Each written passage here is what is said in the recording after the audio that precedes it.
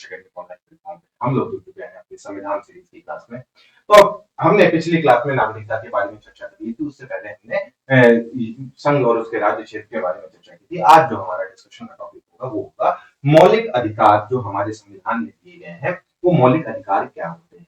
जैसा कि हमने जब चर्चा किया था पहले, तो हमने देखा था कि भाई एक राज्य है, राज्य की टेरिटरी होती है, तो टेरिटरी हमने भाग 1 में पढ़ा था। उस राज्य का जो सेकंड चीज हमने देखा था वो देखी थी कि जनसंख्या, यानी कि वहां के निवासी जो नागरिक होते हैं, वो हमने भाग 2 में देख लिया था। तो वो जो निवासी हैं और जो नागरिक हैं, उनके कुछ हक होने चाहिए, उनके कुछ अधिकार होने चाहिए, जिससे वो क्या कर सके भाई, एक गरिमामय यानी सम्मान पूर्वक जीवन व्यतीत कर सके। तो वो अधिकार उनको कौन देगा, तो वो अधिकार देने की जिम्मेदारी भी उस राज्य की है, यानी कि जो वहां की सरकार है वो क्या देगी, वो ये अधिकार प्रदान करेगी। सरकार कह लीजिए या फिर आप कह लीजिए कि जो पूरा सरकारी तंत्र होता है, जो सिस्टम होता है, वो क्या देता है, वो भाई यहाँ पे कुछ अधिकार देता है, जिससे वो लोग अपने जीवन को गरिमापूर्ण तरीके से व्यतीत कर सके। तो यही हमारा आज का टॉपिक है, जिसमें हम मौलिक अधिकार के रूप में देखेंगे। ठीक है, चलिए तो सबसे पहले हम ये देखते हैं कि मौलिक अधिकार होता क्या है। और मौलिक अधिकार, ये जो हमारा पार्ट 3 है, जिसको हम मौलिक अधिकार के नाम से जान रहे हैं, वो हमारे संविधान में किस जगह पर स्थित है और क्या चीजें हैं। तो आपसे कई बार एग्जाम में पूछ लेता है। तो मौलिक अधिकार का जो पूरा चैप्टर है वो आपका कौन सा है, भाग 3 में मौलिक अधिकार दिया गया है। अनुच्छेद क्या है इसमें, तो अनुच्छेद नंबर 12 से लेकर के 35 तक अनुच्छेद वो मौलिक अधिकार से संबंधित है, जिसमें आपका 12 से शुरुआत होता है। तो 12 आपको क्या बताएगा, 12 राज्य के बारे में बताता है कि मौलिक अधिकार के संबंध में राज्य क्या है, राज्य को परिभाषित करने का कार्य करता है। इसी तरह जब हम आगे बढ़ते जाएंगे तो समानता का अधिकार और अन्य तरीके के जो भी अधिकार है वो हम देखते जाएंगे। ठीक है, स्रोत तो ये कहां से लिया गया है भाई, ये भी आपसे एग्जाम में पूछा हुआ है और अक्सर पूछ लेता है। तो ये अमेरिका के संविधान से लिया गया है। हालांकि ये जानना आपके लिए जरूरी है कि ये अमेरिका के संविधान में मूल रूप से नहीं था, यानी कि जब अमेरिका का संविधान 1789 में लागू होता है तो उस समय पे ये फंडामेंटल राइट्स नहीं थे। ठीक है, कब आया ये, तो ये आता है आपका 1791 में। 1791 में अमेरिका में एक बिल ऑफ राइट्स करके दिया जाता है, और उस बिल ऑफ राइट्स में आपके ये फंडामेंटल राइट्स, यानी जिसको हम मौलिक अधिकार के रूप में जानते हैं, ये 1791 में अमेरिका के लोगों को प्रदान किया जाता है। लेकिन ये जो संकल्पना है वो भारतीय संविधान में कहां से ली गई है भाई, तो अमेरिका यानी यूएसए के संविधान से ये संकल्पना ली गई है। ठीक, इसे भारत का मैग्ना कार्टा भी कहते हैं, क्योंकि यहाँ पे हम जानते हैं कि जब मौलिक अधिकार जो है उसकी शुरुआत अगर हम देखें तो उसकी शुरुआत कहां से होती है, तो उसकी शुरुआत होती है वर्ष 1215 में। 1215 में किंग जॉन कहां के थे भाई, तो यूनाइटेड किंगडम के किंग जॉन ने एक मैग्ना कार्टा दिया था, और उसी मैग्ना कार्टा से आपके मौलिक अधिकारों की परिकल्पना की शुरुआत होती है। ठीक, तो 1215 में जो मैग्ना कार्टा किंग जॉन का था, वहीं से मौलिक अधिकारों की उत्पत्ति हुई। फिर उसके बाद से हम देखते हैं जब फ्रांसीसी क्रांति होती है लुई 16 के खिलाफ, तो उस समय भी नागरिकों के अधिकार की बात की जाती है, तो वो भी नागरिकों के अधिकार जो होते हैं वो आपके मौलिक अधिकार के रूप में आते हैं। फिर 1791 में अमेरिका के संविधान में, अमेरिका के जो संसद है वहां की कांग्रेस में क्या पेश किया जाता है भाई, बिल ऑफ राइट्स पेश किया जाता है 1791 में, जो फंडामेंटल राइट्स के रूप में देखा जाता है। तो ये इसका अधिकार था। क्यों दिए जाते हैं भाई ये अधिकार, तो ये अधिकार इसलिए दिए जाते हैं ताकि व्यक्ति, जो भी नागरिक है वहां का या फिर वहां जो भी निवास कर रहा है, वो एक गरिमापूर्ण जीवन जी सके, सम्मान पूर्वक अपना जीवन व्यतीत कर सके, इसके लिए ये अधिकार दिया जाता है। तो ये अधिकार नागरिकों के सर्वांगीण विकास एवं गरिमापूर्ण जीवन के लिए क्या होते हैं भाई, अनिवार्य होते हैं। तो ये कुछ चीजें थी हमारी किससे रिलेटेड, ये हमारे थे मौलिक अधिकार की बेसिक इंट्रोडक्शन जो हमको जानना होता है। अब हम जान लेते हैं कि भाई अधिकार होता क्या है। हम अधिकार की बात तो कर रहे हैं, पर ये होता क्या है। तो अधिकार वो सारे हक और वो सारी सुविधाएं हैं जो किसी भी व्यक्ति को कौन देता है भाई, राज्य देता है, और वो कानूनी रूप से मान्य होना चाहिए। ठीक है, क्या होता है भाई, कानूनी रूप से मान्य, राज्य के द्वारा और समाज के द्वारा एक्सेप्टेड, ठीक है, समाज और कानून के द्वारा मान्य वे अधिकार, वे सुविधाएं जो राज्य प्रदान करता है अपने नागरिकों को या अपने वहां रह रहे निवासियों को, वो क्या कहलाता है, वो आपका अधिकार कहलाता है। इसमें 3 पॉइंट्स के माध्यम से हमें इसको समझना होता है। 3 पॉइंट्स क्या क्या है कि आपको अगर वो अधिकार नहीं मिलता है या फिर वो अधिकार अगर कोई है तो वहां का नागरिक उसके ऊपर उचित दावा कर सकता है। यानी कि अगर समाज और कानून ने जो उसे सही मतलब दिया है, ठीक है, तो अधिकार केवल हमारी इच्छा नहीं होती है बल्कि एक ऐसा दावा होता है जो समाज और कानून सही मानता है। ठीक, जैसे कि अगर हम पढ़ने के अधिकार की बात करते हैं तो पढ़ने का अधिकार क्या है भाई, वो आपका बिल्कुल सही अधिकार है। हर किसी को पढ़ने का, ज्ञान अर्जित करने का अधिकार होना चाहिए, तो ये आप उस पर दावा कर सकते हैं। तो ये इसका पहला पॉइंट हो गया।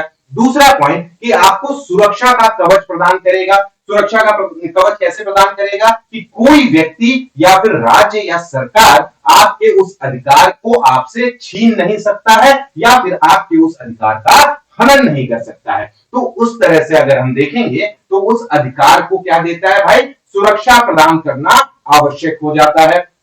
फिर कर्तव्य के साथ जुड़ाव, क्योंकि कोई भी अधिकार जो है वो अकेले नहीं आता है, हर अधिकार के साथ क्या आता है भाई, एक कर्तव्य भी जुड़ा हुआ होता है। जैसे कि हम जानते हैं कि with great power comes great responsibility, यानी कि आपके पास अगर आपको कोई अधिकार दिया गया है तो उस अधिकार से जुड़े हुए जो कर्तव्य है उन कर्तव्यों का निर्वहन भी आपको करना होता है। ठीक है, तो ये 3 चीजें यहाँ पे हमारी इंपॉर्टेंट हो जाती हैं अधिकार को समझने के लिए कि आप उसके ऊपर उचित दावा कर सके, जस्टिफाइड क्लेम हो कि सिर्फ इच्छा से ही नहीं बल्कि समाज और कानून ने उसे क्या दी हो, मान्यता दी हो। दूसरी चीज कि ये आपकी सुरक्षा का कवच प्रदान करे कि कोई दूसरा व्यक्ति या सरकार जो है वो आपके अधिकार को आपसे छीन ना सके या फिर आपके अधिकारों का हनन न कर सके। और तीसरा, यदि आपको कोई अधिकार दिया गया है तो उस अधिकार से जुड़े हुए जो कर्तव्य है उसका भी आपको निर्वहन करना होता है। तो ये चीजें हैं आपकी इससे रिलेटेड भाई, अधिकार से रिलेटेड है। अब हम देख लेते हैं कि अधिकार के प्रकार क्या क्या है। तो अधिकार अगर हम देखें तो अधिकार मेनली हम 2 तरीके के अधिकार की बात करते हैं। एक होता है आपका मोरल राइट्स और दूसरा होता है आपका लीगल राइट्स। जैसे मोरल राइट्स क्या हो गया भाई कि हमें बड़ों का सम्मान करना चाहिए, कोई बड़ा आ गया तो हमें उनका सम्मान करना चाहिए, उनके पैर छूने चाहिए, ठीक है, तो ये एक मोरल राइट्स है। और दूसरा जो होता है वो आपके लीगल राइट्स होते हैं जो आपके कानूनी रूप से आपके ऊपर बाध्यकारी होते हैं। ठीक, मोरल राइट्स में क्या होता है कि इसमें सजा का प्रावधान नहीं होता है, सजा का प्रावधान इसमें नहीं होता है। लेकिन अगर कोई लीगल राइट्स है तो उसमें क्या होगा भाई, उसमें सजा का प्रावधान दिया हुआ होगा। ठीक है, किसका प्रावधान भाई, सजा का प्रावधान होगा अगर आप उल्लंघन करते हैं किसी भी कानूनी राइट का, यानी कि जो आपको लीगल राइट्स दिए हुए हैं तो उसमें जो भी सजा का प्रावधान होगा आपको वो सजा भुगतना पड़ेगा। ठीक, तो इसके अलावा भी बहुत सारे अधिकार हैं, जैसे नेचुरल राइट्स है, फंडामेंटल राइट्स है, फंडामेंटल राइट्स के बारे में ही हमें पढ़ना है। इसके अलावा ह्यूमन राइट्स हैं, तो इस तरह के कई सारे अधिकार हैं। तो प्राकृतिक अधिकार क्या होते हैं भाई, जो हमें जन्म से मिलते हैं, जैसे कि जैसे भी कोई बच्चा पैदा होता है तो उसके कुछ अधिकार हैं जो प्रकृति ने उसे दिए हैं, तो वो आपके प्राकृतिक अधिकार में कहलाते हैं। जैसे जीने का अधिकार है, जन्म हुआ है तो हमें जीना है, ठीक है। फिर मोरल राइट्स आपका नैतिक अधिकार है कि ऐसे अधिकार जो समाज की नैतिकता पर आधारित होते हैं, यानी कि उसके ऊपर जो है आपके कोई सजा का प्रावधान तो नहीं है लेकिन वो आपके गुण के बारे में बताता है। और ऐसे अधिकार जैसे आपका एग्जांपल के लिए हमने बताया आपको कि आप बड़ों का सम्मान करना, तो ये सारी चीजें जो है वो आपके नैतिक अधिकार है। ठीक है, नैतिक आपका कर्तव्य हो गया लेकिन जो आपसे बड़ा है वो सम्मान पाना उसका क्या हो जाएगा, उसका अधिकार हो जाएगा। फिर इसी तरह से हम देखते हैं लीगल राइट्स। तो लीगल राइट्स जो है वो कानूनी राइट जो हम कहते हैं उसे कोई भी देश कानून बना करके उसे मान्यता प्रदान करता है। अब ये जो लीगल राइट्स हैं इसको हम आगे चल करके 2 भागों में और विभाजित करेंगे। 2 भाग कौन कौन से हैं, तो एक आपका राजनीतिक अधिकार है और दूसरा आपका कौन सा है भाई, दूसरा आपका नागरिक अधिकार है। ठीक, यहां तक क्लियर है सभी को। चलिए तो आगे बढ़ते हैं। कानूनी अधिकार में अगर हम बात करें तो कानूनी अधिकार जिन्हें देश का कानून क्या करता है भाई, कानून बना करके मान्यता देता है, जैसे वोट डालने का अधिकार हो गया, चुनाव लड़ने का अधिकार हो गया, तो ये सारी चीजें जो है ये आपकी किस में आ जाएंगी, कानूनी अधिकार में आ जाएंगी। और मौलिक अधिकार क्या होता है, तो मौलिक अधिकार वो अधिकार होते हैं जो संविधान के द्वारा नागरिकों को दिए जाते हैं। ठीक है, वो सारी चीजें आपको मौलिक अधिकार कहलाएंगी। और यदि आपके मौलिक अधिकारों का हनन होगा तो उसके लिए आप सीधा जो भी आपके देश का सर्वोच्च न्यायालय है, आप उस सर्वोच्च न्यायालय में जाकर के अपने उस अधिकार का जो आपके अधिकार का हनन हुआ है तो आप क्लेम कर सकते हैं या दावा कर सकते हैं। ठीक, चलिए फिर हम देख लेते हैं यहाँ पे कि कानूनी अधिकार जो हमको पढ़ना है उसका वर्गीकरण हमने आपको बताया था कि राजनीतिक अधिकार होता है और दूसरा क्या होता है भाई, दूसरा होता है आपका नागरिक अधिकार। तो राजनीतिक अधिकार में जैसे आपके हो गए मत डालने का अधिकार यानी मतदान, वोट डालने का अधिकार हो गया, मतदान करने का, चुनाव लड़ने का अधिकार हो गया, कोई सार्वजनिक पद है तो उस सार्वजनिक पद को धारण करने का अधिकार हो गया। इसके साथ साथ यदि आप सरकार की किसी नीति से सहमत नहीं है तो उस नीति के खिलाफ जो है सरकार की आलोचना करने का भी आपको अधिकार है। तो ये सारी चीजें जो है ये आपके राजनीतिक अधिकार है। लेकिन इसके साथ क्या है कि ये सिर्फ नागरिकों को ही प्राप्त होते हैं। ठीक है, ये सिर्फ नागरिकों को प्राप्त है, जो गैर नागरिक है उनको ये अधिकार प्राप्त नहीं होंगे। यानी जो पॉलिटिकल राइट्स है, राजनीतिक अधिकार है, वो सिर्फ जिस भी देश का वो नागरिक है उस देश में ही उसे वो प्राप्त होगा। अगर वो उस देश का नागरिक नहीं है तो उसे ये अधिकार प्राप्त नहीं होंगे। ठीक, दूसरा जो नागरिक अधिकार है वो आपका क्या है कि जीवन का अधिकार, स्वतंत्रता का अधिकार यानी जीवन जीने का अधिकार हो गया, स्वतंत्रता का अधिकार है। इसके साथ भाषण व्यक्ति का अधिकार है, भाषण व्यक्ति के अलावा जो है समानता का अधिकार हो गया, प्रेस की स्वतंत्रता का अधिकार। इसके साथ साथ अगर हम देखें तो निजी संपत्ति का अधिकार, ये सारी चीजें जो है वो आपके नागरिक अधिकार में आती है। ठीक, तो ये हो गया हमारा थोड़ा सा क्लासिफिकेशन। अब हम बात कर लेते हैं कि हमारे भारत में मौलिक अधिकार संविधान में क्यों जुड़ा और इसकी मांग कब कब उठाई गई। अगर हम सबसे पहले बात करें तो सबसे पहले वर्ष 1895 में बाल गंगाधर तिलक जी ने स्वराज बिल में मौलिक अधिकारों की मांग उठाई थी। और उस स्वराज बिल में बाल गंगाधर तिलक ने बोला था कि भारत के जो भी नागरिक हैं उनको अपने कुछ अधिकार होने चाहिए। ऐसा नहीं है कि आप जो है बर्बरता भारतीय नागरिकों के ऊपर करते रहो। किससे कहा था, ये कहा था ब्रिटिश हुकूमत से। ठीक है, तो ब्रिटिश हुकूमत के खिलाफ उन्होंने ये मांग उठाई थी स्वराज बिल के तहत। फिर 1925 में Annie Besant Commonwealth of India bill लेकर के आती है, उसमें भी उन्होंने किसकी मांग की, उन्होंने फंडामेंटल राइट्स यानी कि मौलिक अधिकार की मांग की थी। फिर 1928 में नेहरू रिपोर्ट किसने पेश की थी भाई, नेहरू रिपोर्ट, तो नेहरू रिपोर्ट पेश की थी जवाहरलाल नेहरू के पिताजी मोतीलाल नेहरू जी ने। तो उसमें भी फंडामेंटल राइट्स की मांग की गई थी। ठीक, फिर उसके बाद से हम देखते हैं कि 1931 में जब कराची अधिवेशन होता है तो उस समय भी एक प्रस्ताव पारित किया जाता है। जो किसने तैयार किया था, तो वो पंडित जवाहरलाल नेहरू, हमारे देश के प्रथम प्रधानमंत्री बाद में आकर बनते हैं। तो वो इसको क्या करते हैं भाई, वो भी फंडामेंटल राइट्स की मांग उठाते हैं 1931 में। इसके अलावा हम देखें तो 1931 में ही गोलमेज सम्मेलन होता है। और द्वितीय कौन सा गोलमेज सम्मेलन है, द्वितीय गोलमेज सम्मेलन, यानी जो इसका सेकंड राउंड था, द्वितीय गोलमेज सम्मेलन, जिसमें महात्मा गांधी जी जाते हैं कांग्रेस की तरफ से। जो पहला गोलमेज सम्मेलन था उसमें कांग्रेस का कोई भी प्रत्याशी वहां पे जाता नहीं है, और वहां पे नहीं जाता है तो वहां पे ये मांग नहीं उठाई जाती। द्वितीय गोलमेज सम्मेलन ऐसा सम्मेलन था जिसमें कांग्रेस की तरफ से महात्मा गांधी जाते हैं और महात्मा गांधी जी इस बात को रखते हैं कि भारत के लोगों के अपने भी कुछ अधिकार होने चाहिए जो उन्हें सरकार के द्वारा प्रदान किए जाने चाहिए। हालांकि ये जो मांग थी ये क्या हो जाती है भाई, इसे अस्वीकार कर दिया जाता है और इसे रखा नहीं जाता है। अच्छा, पहले में नहीं गए थे तो दूसरे में क्यों गए, तो इसके बारे में एक आपने इतिहास में गांधी इरविन पैक्ट के बारे में पढ़ा होगा। तो इरविन जी के बहुत निवेदन पर गांधी जी कहां जाते हैं भाई, गांधी जी लंदन जाते हैं और लंदन में जब गोलमेज सम्मेलन होता है तो वहां पे वो उसको अटेंड करते हैं। फिर 1945 में एक सप्रू कमेटी बैठती है और वो सप्रू कमेटी मौलिक अधिकार संविधान में होना चाहिए ये बात रखती है। फिर उसके बाद से मौलिक अधिकार, जब हमारा संविधान का निर्माण होता है, वो हमने पढ़ा था 1946 से संविधान का निर्माण पहली बैठक जब 9 दिसंबर 1946 को होगी, उसके बाद संविधान के निर्माण की बात चलेगी और संविधान का निर्माण होगा। फिर ड्राफ्टिंग कमेटी बैठती है और ड्राफ्टिंग कमेटी किस दिन बैठती है याद है सभी को? 29 अगस्त 1947 को जब ड्राफ्टिंग कमेटी बैठेगी तो वो जब कमेटी पूरा संविधान को ड्राफ्ट करती है उस समय पे हम देखते हैं, क्या देखते हैं भाई, कि संविधान में मौलिक अधिकारों के लिए एक पूरा सेक्शन रखा जाता है। कौन सा सेक्शन रखा जाता है भाई? जो पार्ट 3 है यानी भाग 3 है, उसमें मौलिक अधिकारों को हमें प्रदान किया जाता है। ठीक, यहां तक क्लियर है कि भाई मांग कैसे उठी और ये शुरुआत कैसे हुई?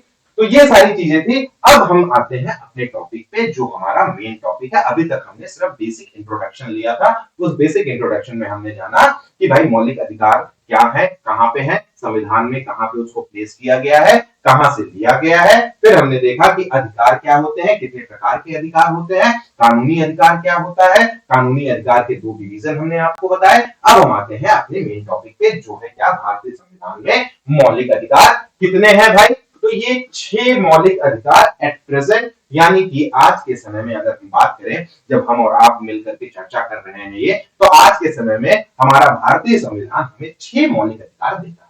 कितने मौलिक अधिकार देता है भाई? 6 मौलिक अधिकार देता है। तो क्या पहले कुछ कम या ज्यादा थे? हाँ, पहले जब हमारा संविधान बनकर के तैयार हुआ था तो उस समय पे हम कितने मौलिक अधिकार दिए गए थे? उस समय पे 7 मौलिक अधिकार दिए गए थे। और उस 7 मौलिक अधिकार में अभी आप जो देख रहे हैं, समानता का अधिकार, स्वतंत्रता का अधिकार, शोषण के विरुद्ध अधिकार, धर्म की स्वतंत्रता का अधिकार, संस्कृति और शिक्षा का अधिकार और संवैधानिक उपचारों के अधिकार के अलावा एक और अधिकार था जिसको हम क्या कहते हैं? संपत्ति का अधिकार। कौन सा अधिकार था भाई? संपत्ति का अधिकार था, जिसको वर्ष 1978 में खत्म कर दिया गया। कौन से? 44वें संविधान संशोधन के माध्यम से।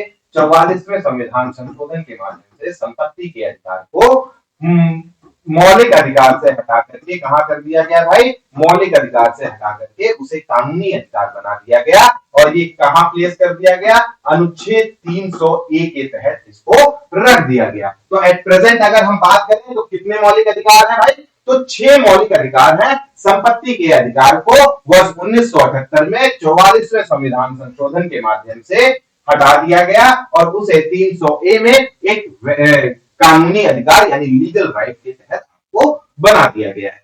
इसमें कई बार एक कंफ्यूजन भी होता है। अगर आपके पास ऑप्शन में कानूनी अधिकार नहीं दिया है, संवैधानिक अधिकार दिया है, तो आप उसमें संवैधानिक अधिकार कर देंगे तो संवैधानिक अधिकार भी सही हो जाएगा। क्यों सही हो जाएगा? क्योंकि जो भी चीजें संविधान के अंदर दी गई हैं वो आपकी क्या कहलाएगी? वो आपकी संवैधानिक अधिकार कहलाएगी। ठीक, चलिए, तो इसमें कौन कौन से अधिकार है भाई? तो हमने मौलिक अधिकार देखे। तो पहला जो सेक्शन है हमारा क्या है? समानता का अधिकार। समानता के अधिकार के तहत ये बताने की कोशिश की गई है कि भारत में जो भी नागरिक है उसके साथ किसी भी तरह का भेदभाव नहीं किया जाएगा।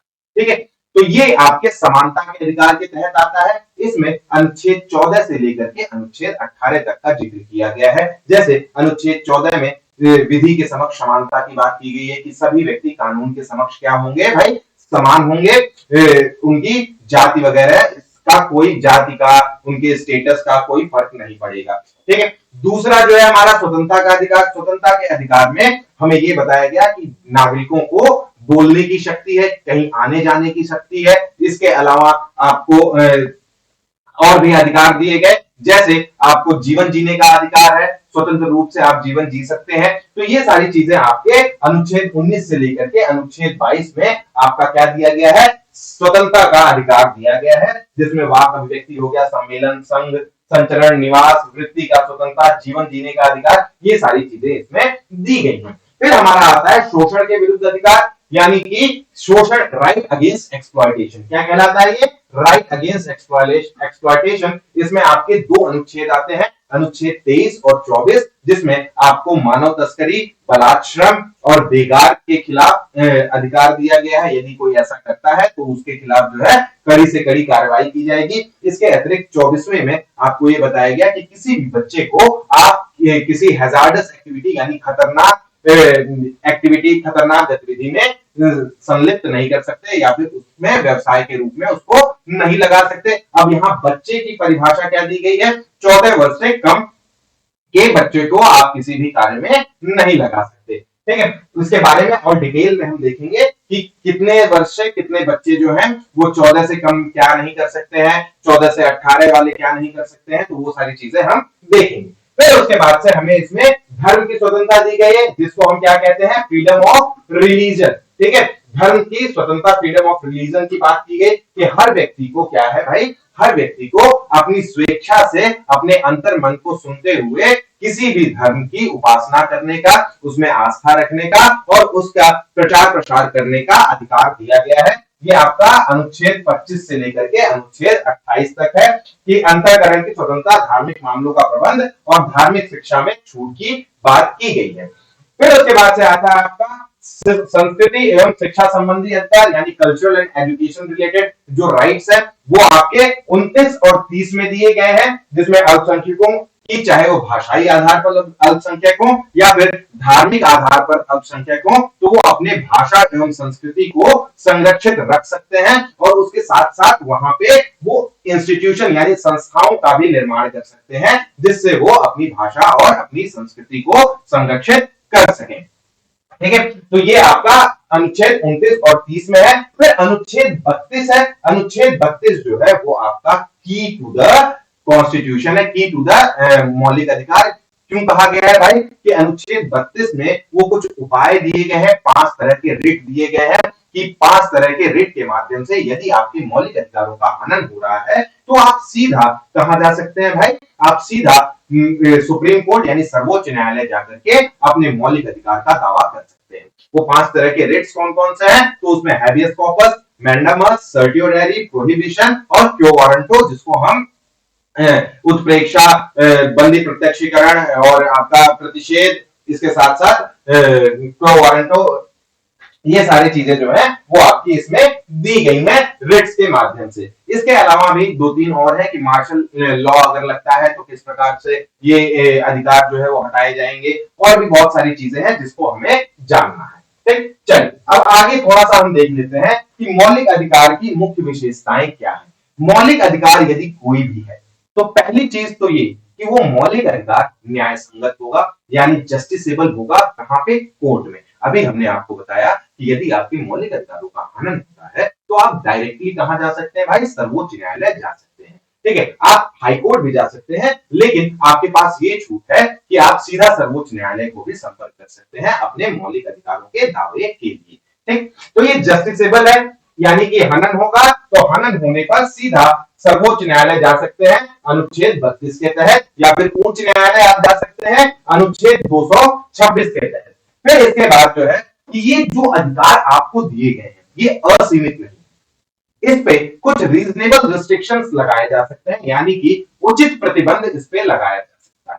यानी कि जो भी अधिकार आपको दिया गया है वो असीमित नहीं है कि हमें बोलने का अधिकार है, जैसे मुझे और आपको बोलने का अधिकार है। जब हम अनुच्छेद 19 में वाक एवं व्यक्ति का अधिकार पढ़ेंगे तो ऐसा नहीं बोलना है कि बोलने का अधिकार है तो हम किसी को कुछ भी बोल देंगे, किसी के साथ गाली गलौज करने लग जाए, किसी को ऐसा कुछ बोल दें कि वो आहत हो जाए। तो ऐसी चीजों पर उचित प्रतिबंध लगाया गया है कि भाई आपको ऐसा बोलना है कि आप किसी अन्य की भावनाओं को ठेस नहीं पहुंचाएं। ठीक, तो ये सारी चीजें ऐसी हैं कि ये सीमित नहीं, ये असीमित नहीं है, ये सीमित है, उसमें आपको कुछ उचित प्रतिबंध भी लगाया गया है। ठीक है, निलंबन की बात हो रही है कि यदि राष्ट्रपति उद्घोषणा करते हैं अनुच्छेद 352, यानी कि आपका जो राष्ट्रीय आपातकाल की अगर राष्ट्रपति घोषणा कर देंगे तो उस समय पे क्या होगा कि ये आपके जो मौलिक अधिकार होते हैं वो आपके खत्म हो जाते हैं, लेकिन उस समय भी 2 मौलिक अधिकार आपके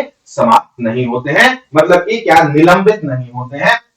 कौन कौन से 2, अनुच्छेद 20 और अनुच्छेद 21 को छोड़ करके बाकी जितने भी अधिकार हैं वो आपके निलंबित हो जाते हैं। ठीक है, फिर इसमें आपको एक चीज और है, आपसे कई बार क्वेश्चन पूछ लेता है कि मौलिक अधिकारों की प्रवृत्ति कैसी है। तो मौलिक अधिकारों की प्रवृत्ति मुख्यतः ज्यादातर केसेस में आप देखेंगे कि मौलिक अधिकारों की प्रवृत्ति नकारात्मक है। नकारात्मक से क्या संबंध है, तो नकारात्मक से तात्पर्य ये है हमारा कि ज्यादातर चीजें आपको ये बोला गया है कि राज्य ये नहीं कर सकता है। जैसे कि हम अनुच्छेद 15 की अगर बात करें तो अनुच्छेद 15 में कहता है कि राज्य किसी भी व्यक्ति के साथ उसके जाति, धर्म, लिंग, जन्म स्थान के आधार पर भेदभाव नहीं कर सकता है। ठीक है, तो क्या है, इसमें नकारात्मक प्रवृत्ति की बात की गई है। फिर अनुच्छेद 17 क्या कहता है आपका, अस्पृश्यता का उन्मूलन, कि किसी भी व्यक्ति के साथ छुआछूत की नहीं किया जा सकता है, छुआछूत जैसी भावनाओं को नहीं रखा जा सकता है। तो ज्यादातर आप चीजें जब देखेंगे तो उसमें नहीं का यानी नकारात्मक प्रवृत्ति को तरजीह दी गई है। तो इसलिए जो आपका मौलिक अधिकार है यानी फंडामेंटल राइट्स है वो आपके नकारात्मक प्रवृत्ति के होते हैं। ठीक है, अब इसमें कुछ अधिकार ऐसे हैं जो केवल भारतीय नागरिकों को ही प्राप्त है और कुछ ऐसे हैं जो सभी को प्राप्त है, चाहे वो भारतीय नागरिक हो चाहे कोई विदेशी नागरिक हो। लेकिन अगर वो शत्रु देश का विदेशी नागरिक है तो उसे वो अधिकार यानी किसी भी तरह का अधिकार प्राप्त नहीं है। ठीक है, तो जो सिर्फ भारतीय नागरिकों को प्राप्त अधिकार है वो कौन से हैं भाई, तो वो आपके आप अनुच्छेद 15 देखेंगे कि भेदभाव का निषेध धर्म, जाति आदि के आधार पर, लिंग हो गया, जन्म स्थान हो गया, तो इनके आधार पर जो भेदभाव होता है उस भेदभाव का निषेध यानी भेदभाव नहीं किया जा सकता। तो ये कहां पे दिया गया है भाई, ये सिर्फ भारतीय नागरिकों के लिए है। फिर अनुच्छेद 16 में सार्वजनिक रोजगार के अवसर की समानता की बात जो की जा रही है वो भी सिर्फ भारतीय नागरिकों के लिए है। अनुच्छेद 19 में वाक स्वतंत्रता एवं अन्य स्वतंत्रताएं जो है ये भी सिर्फ आपका भारतीय नागरिकों के लिए है। अनुच्छेद 29 में अल्पसंख्यकों के हितों के संरक्षण की बात की गई है, चाहे भाषाई आधार पर अल्पसंख्यक हो या फिर आपके धार्मिक आधार पर अल्पसंख्यक हो। तो इनकी बात कहां पे की गई है, इनकी अनुच्छेद 29 में की गई है और ये केवल भारतीय नागरिकों को ही प्राप्त है। इसके साथ साथ अनुच्छेद 30 में अल्पसंख्यकों को शिक्षण संस्थान स्थापित करने के अधिकार की बात भी आपकी सिर्फ भारतीय नागरिकों के लिए है। ठीक है, तो ये जो 5 आपके अधिकार हैं ये सिर्फ भारतीय नागरिकों के लिए है। इसके अलावा जो बाकी बचे अधिकार हैं वो सब आप किसी को भी दे सकते हैं, चाहे वो भारतीय नागरिक हो या विदेशी नागरिक हो जो भारत में रह रहा है या भारत में किसी कारणवश आया है। बस उसमें एक चीज है कि वो शत्रु देश का विदेशी नागरिक नहीं होना चाहिए, यानी एनिमी कंट्री का एनिमी एलियन नहीं होना चाहिए। कौन सा शब्द विदेशी नागरिक के लिए यूज होता है भाई, एलियन। तो यहाँ पे किसका, एनिमी एलियन नहीं होना चाहिए, यानी कि शत्रु देश का नागरिक नहीं होना चाहिए वो। ठीक है, चलिए अब हम देखते हैं भाई अपने अनुच्छेदों की शुरुआत करते हैं। तो ये तो हमने बेसिक देख लिया कि क्या क्या चीजें हैं इसमें। अब हम अनुच्छेद 12 के बारे में जानते हैं।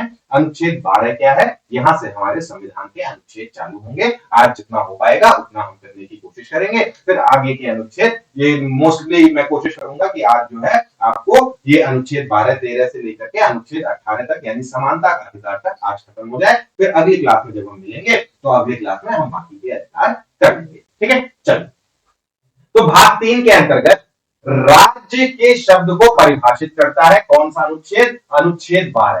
ठीक है, तो भाग 3 के अंतर्गत राज्य शब्द हमने आपको बताया था कि राज्य की परिभाषा में क्या आता है भाई, तो राज्य की परिभाषा जो उस समय दी थी वो अलग था। अभी हमको क्या देखना है कि भाग 3 के अंतर्गत राज्य क्या क्या है। तो भाग 3 के अंतर्गत राज्य में आपके आते हैं केंद्र की सरकार यानी कि भारत सरकार और संसद जो है केंद्रीय कार्यपालिका, राष्ट्रपति, मंत्री और विधायिका, ये सब आपके राज्य में आते हैं। इसके साथ साथ राज्यों की जो सरकारें हैं वो भी आपके विधानमंडल जो आता है वो सारी चीजें आपकी किसमें आती हैं, तो वो भी राज्य कहे जा सकते हैं। इसके अलावा स्थानीय निकाय हो गए, स्थानीय निकाय में जैसे आपके नगर पालिका हो गए, नगर पंचायत हो गए, नगर निगम हो गए। ठीक है, फिर पंचायत हो गया, डिस्ट्रिक्ट बोर्ड हो गया। तो ये जो लोकल गवर्नेंस वाली चीजें हैं वो भी आपकी राज्य के परिभाषा के तहत आएंगी। फिर हम देखते हैं कि जो सभी सरकारी अधिकारी हैं वो भी आपके राज्य की परिभाषा के तहत आते हैं, जो सरकार के लिए कार्य कर रहे हैं, चाहे वो सरकारी डॉक्टर हो गए, डीएम हो गए या फिर सरकारी इंजीनियर हो गए। तो ये सभी जो है आपके किसमें आएंगे, वो राज्य के तहत आएंगे। इसके अलावा अन्य प्राधिकारी यानी अन्य प्राधिकरण में अगर हम बात करें तो वो निकाय जो कानून या संवैधानिक शक्तियों के माध्यम से कार्य करते हैं, जैसे एलआईसी हो गया, ओएनजीसी हो गया, यानी जितने भी तरह के या पीएसयूज है जो पब्लिक सेक्टर अंडरटेकिंग होते हैं, सेल है या सरकारी नियंत्रण वाले जितने भी निगम हैं, वो सारी चीजें आपकी राज्य के अंतर्गत आ जाती हैं। फिर संवैधानिक निकाय, जो भी निकाय संविधान में दिए हुए हैं, जैसे आपका ओबीसी कमेटी हो गया, ठीक है, ओबीसी कमीशन हो गया, एससी एसटी कमीशन हो गया, महिला कमीशन हो गया, वुमेन्स कमीशन हो गया, ठीक है। तो ये सारी चीजें आपकी किसमें आएंगी, ये सारी चीजें आपके राज्य की परिभाषा के अंतर्गत आती है। तो अनुच्छेद 12 क्या कहता है भाई, अनुच्छेद 12 जो है वो भाग 3 के अंतर्गत राज्य को परिभाषित करता है कि क्या क्या चीजें राज्य के अंतर्गत आएंगी। क्योंकि जो हमारा मौलिक अधिकार है वो हम ज्यादातर देखते हैं इसमें से मोस्टली ये राज्य को कार्य करने से रोकता है कि राज्य ये चीजें नहीं कर सकता है। हमने आपको अभी बताया कि इसकी विशेषताओं में कि नकारात्मक प्रवृत्ति है, तो ये राज्य को ही बोलता है कि राज्य ये चीज नहीं कर सकता है, ठीक है। तो इसलिए हमें राज्य की परिभाषा को जानना आवश्यक हो जाता है। इसीलिए अनुच्छेद 12 जो पहला ही अनुच्छेद है हमारे पूरे भाग 3 का मौलिक अधिकार, तो उसमें सबसे पहले राज्य को परिभाषित किया गया है कि राज्य क्या है।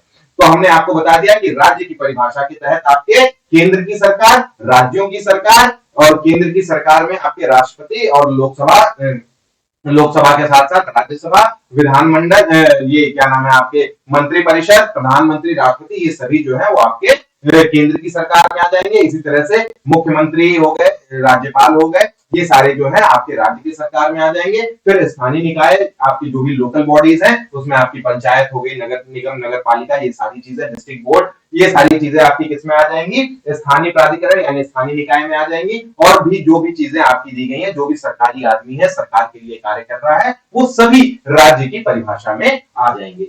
अब एक क्वेश्चन उठता है यहाँ पे कि क्या न्यायालय राज्य के अंतर्गत आता है? तो न्यायालय राज्य के अंतर्गत आता है या नहीं आता है, इसमें दो केस है।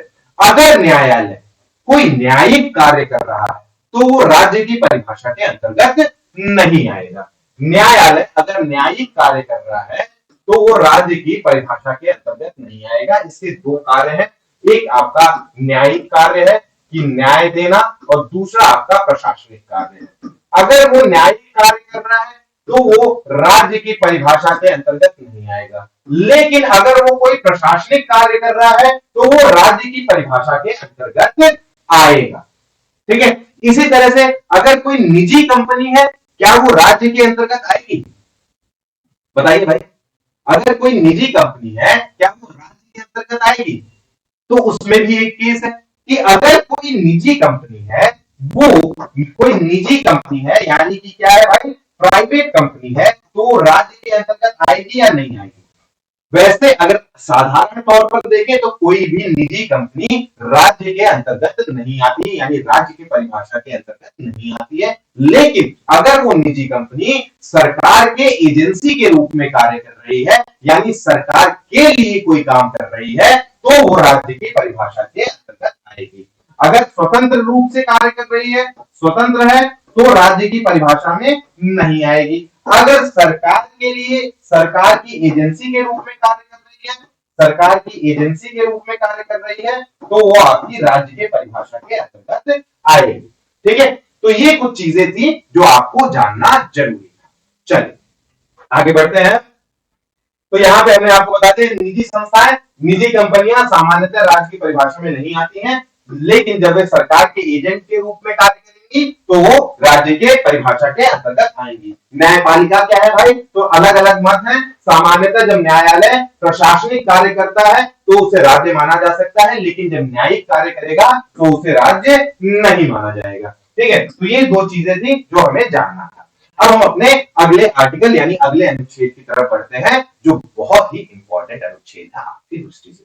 क्यों है भाई इंपॉर्टेंट? तो इसके इंपॉर्टेंट होने का कारण ये है कि ये आपका जो अनुच्छेद 13 है, ये न्यायिक पुनराविलोकन के बारे में आप लोगों ने बार बार सुना होगा। और ये न्यायिक पुनराविलोकन जो है आपके, जब हमने केशवानंद भारती वाला केस देखा था, जब हम प्रियम्बल की बात कर रहे थे यानी प्रस्तावना पढ़ रहे थे, तो हमने देखा था कि न्यायिक पुनराविलोकन के माध्यम से ही क्या हुआ था, उसमें केशवानंद भारती केस में जो अपने पूर्व का निर्णय था सुप्रीम कोर्ट का, उसको पलटते हुए उसमें एक नया चैप्टर जोड़ा गया और ये बोला गया कि प्रस्तावना संविधान का हिस्सा है। और इसके साथ साथ एक और चीज उसमें दी गई थी। क्या दी गई थी? जो चीज दी गई थी वो ये दी गई थी कि बेसिक स्ट्रक्चर थ्योरी दी गई थी वहां पे। बेसिक स्ट्रक्चर थ्योरी क्या है भाई? सॉरी, तो बेसिक स्ट्रक्चर थ्योरी दी गई थी कि मूल संरचना को आप नहीं छेड़ सकते हैं। आप संविधान में संशोधन, संसद की जो पावर है संविधान में संशोधन करने की, वो सीमित है, वो असीमित नहीं है। आप संविधान में जो संशोधन करना चाहिए संशोधन कर सकते हैं, लेकिन आप उसके मूल संरचना के साथ कोई छेड़छाड़ नहीं कर सकते हैं। ठीक है, तो ये चीज यहां पर दी गई थी। अनुच्छेद 13 में अगर हम देखें तो भारतीय संविधान का अनुच्छेद 13 जो है ये मौलिक अधिकारों का प्रहरी या सुरक्षा कवच है। क्यों है भाई? क्योंकि अनुच्छेद 13 आपका किसकी बात करता है? न्यायिक पुनराविलोकन की बात करता है। भाई न्यायिक पुनराविलोकन क्या होता है? न्यायिक पुनराविलोकन वो प्रक्रिया है जिसमें अगर संसद या हमारी जो कार्यपालिका और विधायिका अगर कोई कानून बनाती है तो वो कानून यदि किसके अकॉर्डिंग नहीं होगा, हमारे संविधान से मेल नहीं खाता होगा या फिर संविधान के प्रावधानों का उल्लंघन करता होगा, तो न्यायालय क्या करेगी भाई? न्यायालय उस कानून को, उस विधि को शून्य घोषित कर देगी, जीरो बना देगी, यानी कि उसे नल एंड वॉइड घोषित कर देगी। ठीक है, तो इससे क्या होता है भाई? तो इसका मुख्य उद्देश्य क्या सुनिश्चित करना? राज्य ऐसा कोई कानून न बनाए जो नागरिकों के मौलिक अधिकारों को कम करता हो या छीनता हो। ये कहां से आया? तो ये भी जो आपका ये जो प्रोसेस है या फिर ये जो टॉपिक है, ये जो अनुच्छेद है, ये कहां से आया? ये जुडिशियल रिव्यू का जो कॉन्सेप्ट है, ये जो परिकल्पना है न्यायिक पुनराविलोकन की, ये आई यूएसए से। ठीक है, हालांकि यूएसए के संविधान ने डायरेक्टली ये चीज नहीं दी हुई है, लेकिन एक केस आता है यूएसए यानी अमेरिका में 1803 में मैडिसन वर्सेस मरबरी, तो वहां पे न्यायिक पुनराविलोकन की अवधारणा विकसित होती है। ठीक है, तो ये अवधारणा कहां से विकसित हुई? ये क्वेश्चन पूछा हुआ है मरबरी वर्सेस मेडिसन केस में 1803 में, आपके एग्जाम्स में पूछा हुआ है, तो ये आपको पता होना चाहिए कि न्यायिक पुनराविलोकन की अवधारणा मरबरी वर्सेस मेडिसन केस से आती है और यहीं से फिर हम इसको अपने भारतीय संविधान में अपनाते हैं। ठीक, उद्देश्य क्या है? संविधान की सर्वोच्चता को बनाए रखना और राज्य की विधायी शक्तियों पर अंकुश लगाना कि भाई अनाप शनाप उनके मन में जो भी हमारी क्या है, जो विधायी शक्तियां हैं विधायिका के पास, वो कुछ भी कानून न बनाए। ठीक है, ऐसा कानून न बनाए जो क्या करती हो, जो हमारे नागरिकों के मौलिक अधिकारों को छीनती हो। तो ये इसका मुख्य उद्देश्य था। ठीक है, चलिए अब देख लेते हैं इसमें क्या क्या चीजें दी गई हैं। तो अनुच्छेद जो 13(1) है वो आपका क्या कहता है कि संविधान लागू होने से पहले यानी कि 26 जनवरी 1950 से पहले भारत में लागू हुए सभी कानून जो मौलिक अधिकारों से मेल नहीं खाते हैं वो क्या हो जाएंगे भाई? वो शून्य हो जाएंगे। ठीक, तो ये क्या है? ये संविधान से पूर्व की जो विधियां हैं अगर वो भारतीय संविधान के साथ मेल नहीं खाती हैं यानी संविधान के प्रावधानों का उल्लंघन कर रही हैं, तो वो शून्य हो जाएंगे। ठीक, वो खत्म नहीं होते हैं, वो क्या होते हैं भाई? वो शून्य हो जाते हैं, यानी उनके ऊपर क्या हो जाता है? उनके ऊपर ग्रहण लग जाता है। ठीक, यदि संविधान में संशोधन करके उस चीजों को हटा दिया जाता है तो वो वापस से चीजें आ सकती हैं। यही आपका क्या कहलाता है भाई? डॉक्ट्रिन ऑफ एक्लिप्स, यानी कि आच्छादन का सिद्धांत कि मौलिक अधिकार उन कानूनों के ऊपर हावी हो जाते हैं।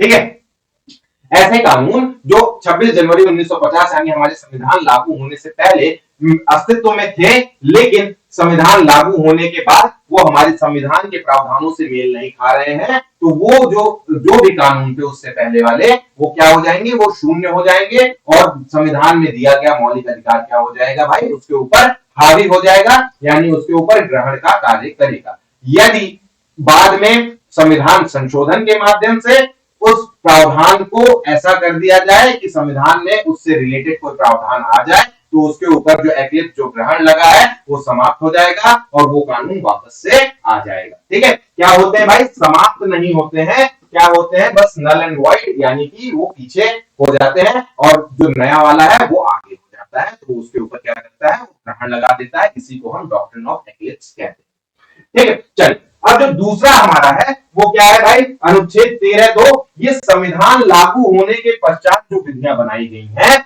उसकी बात कर रहा है। पहले वाले में क्या था? तो 13(1) में ये था कि संविधान लागू होने से पहले की बात कर रहा था। अब ये संविधान लागू होने के बाद यदि कोई ऐसा कानून बनाया जाए जो संविधान से मेल नहीं खाता हो तो वो वहीं पे क्या हो जाएगा?